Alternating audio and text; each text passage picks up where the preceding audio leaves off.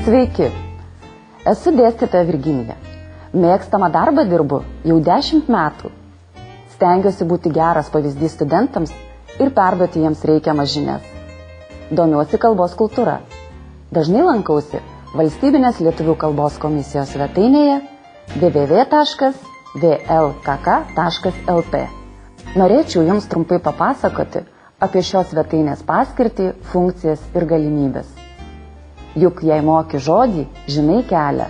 Į naršyklės adreso laukelį įveskime adresą www.vlkk.lt. Esame pradinėme Valstybinės lietuvių kalbos komisijos svetainės puslapyje. Šioje svetainėje galima konsultuotis kalbos klausimais arba iš karto sužinoti atsakymą kalbos konsultacijų banke, dėl terminų tikslintis terminų banke, diskutuoti su kitais svetainės lankytojais, siūlyti naujus pakaitus svetimžodžiams. Nemokamai parsisiųsti originalų lietuvišką šriftą Palemonas. Apsižvalgykime. Viršuje per vidurį matome svetainės naujienas. Kiek žemiau – diskusijas, dešinėje – paieškos laukelį. Tai labai patogus svetainės įrankis. Į paieškos laukelį įvedę norimą žodį ar frazę, atsakymo galėsime ieškoti svetainėje, konsultacijų ar terminų banke. Pavyzdžiui, norėčiau sužinoti, ar svetainėje kas nors rašoma apie lietuviškas kabutės. Į paieškos langelį įrašau kabutės ir spaudžiu ieškoti. Kaip tik matau antraštę. Lietuviškos kabutės yra savitos? Nuspaudusi antraštę, sužinočiau apie lietuviškas kabutės. Tačiau grįžtu prie paieškos laukelio. Šįkart noriu patikslinti, ar tinka vartoti žodį laimas. Pasirenku ieškoti iš karto konsultacijų banke. Spusteliu ieškoti. Rezultatai pateikiami jau konsultacijų banko skyriaus aplinkoje. Sprakteliu rastą nuorodą. Rezultatai pateikiami itin greitai. Terminas laimas yra nevartotinas. Šį vaisių siūloma vadinti žaliąja citrina. Dėmesį patraukia žymės. Renkuosi maistas, kad pamatyčiau daugiau su šia tema susijusių konsultacijų. Taigi, man siūloma sužinoti, ar vartotini žodžiai prėskas, suflė, ar galima sakyti kiaušinienė su bekonu, kaip kirčiuoti žodį keptuvė ir taip toliau.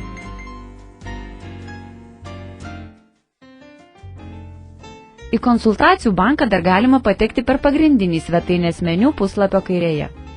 Spustelėkime meniu punktą konsultacijų bankas. Atsiveria jau matytas puslapis. Paieškos laukelėje galima įrašyti abejonių keliantį žodį ir prireikus susiaurinti paiešką, kad jo būtų ieškoma tik klausimuose ar tik tarp antraštinių žodžių. O jei sistema nerado atsakymo, tada drąsiai pildome formą užduoti klausimą, kuri yra puslapio apačioje.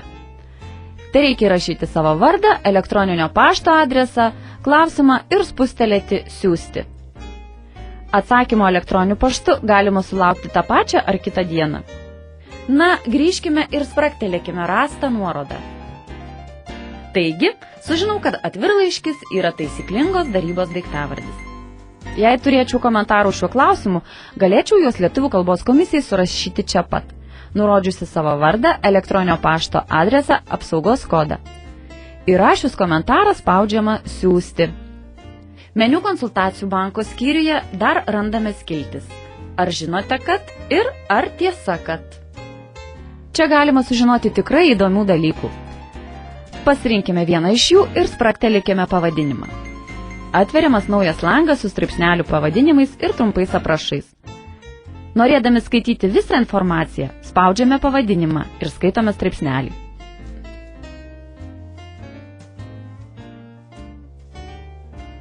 Dabar pagrindinėme meniu paspauskime nuorodą Terminų bankas.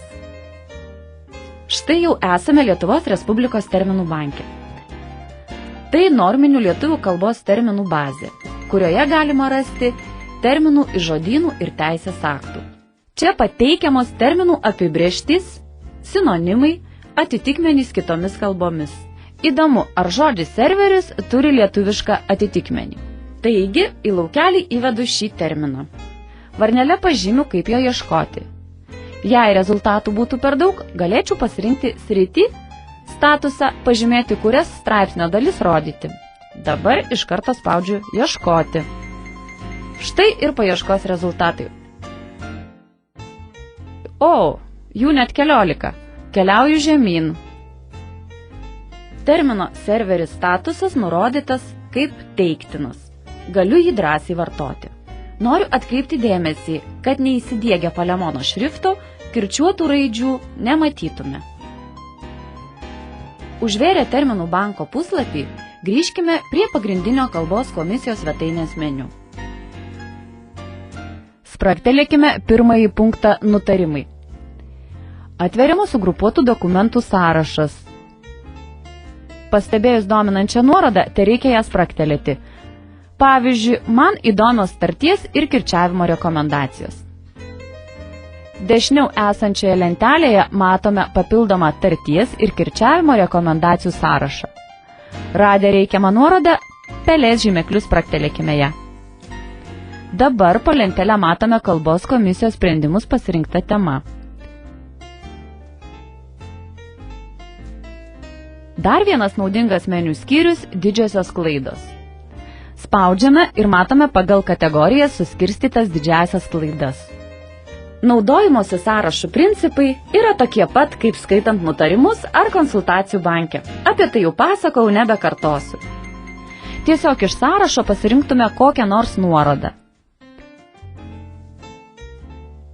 Iš skyriaus šriftas Palemonas galėsite atsisiųsti originalų lietuvišką šriftą. Pamatysite filmuką, kaip jį įdiegti į operacinę sistemą Windows Vista. Skyriuje programos galime sužinoti apie valstybinės lietuvių kalbos komisijos vykdomas programas. Visa informacija yra patogiai suskirstyta. Liko neaptartos tik kelios pasirinkčių juostos skiltys. Tai tos pačios naujienos. Viena iš jų – naujienos, kurias matėme pradinėme svetainės puslapyje. Tik čia jos suskirstytos.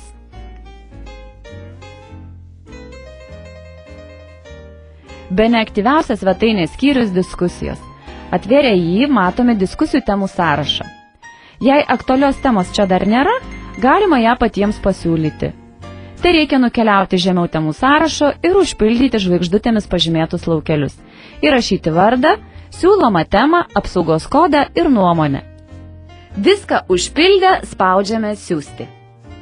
Jei diskusijų sąraše yra tema, kurią norite pasisakyti ar sužinoti kitą nuomonę, spragtelėkite temos pavadinimą. Bus atverti visi pasirinktos diskusijos komentarai, o žemiau laukelis skirtas jūsų nuomoniai.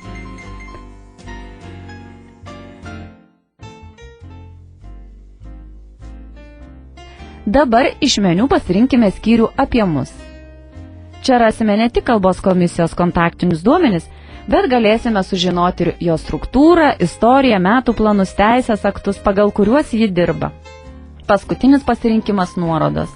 Čia rasime naudingų su lietuvių kalba susijusių nuorodų į svetaines, veikiančias tiek Lietuvoje, tiek užsienyje. Taip pat pateikiama žodynų nuorodų. Tikiuosi, kad mano patirtis bus naudinga ir jums. Gerbkime gimtąją kalbą. Sėkmės!